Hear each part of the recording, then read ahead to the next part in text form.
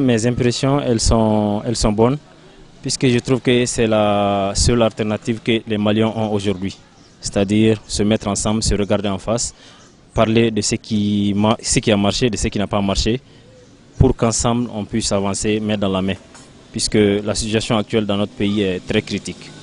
Donc je pense que c'est une belle initiative et que chacun doit se donner la main pour qu'on puisse avancer dans ce sens. J'aurais souhaité que l'opposition se ressaisisse, puisque ça c'est la seule alternative que nous avons. Si l'opposition a des arguments, qu'ils participent au débat, qu'ils tiennent leur discours, qu'ils disent ce qui ne va pas, pour qu'ensemble on puisse trouver ensemble la solution. Parce qu'un refus comme ça, je pense que la politique de la chaise vide ne sert à rien dans la situation actuelle de notre pays. Il faut que chacun s'y mette, il faut forcément qu'on passe par ces dialogues-là. Puisque le problème au Mali actuel, c'est un problème entre Maliens, on doit le résoudre entre Maliens. Chacun doit se mettre autour de la table pour qu'on discute de ça. Parce qu'il n'y a pas une question taboue. C'est-à-dire chacun doit avancer ses arguments. Comme j'avais dit précédemment, ce qui a marché, ce qui n'a pas marché, il faut qu'on se mette ensemble pour discuter de ce qui n'a pas marché, pour qu'on puisse faire des pas en avant.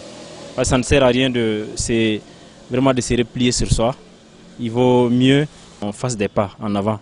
Parce que je pense que ces dialogues inclusifs sont les seuls modes de sortie des crises.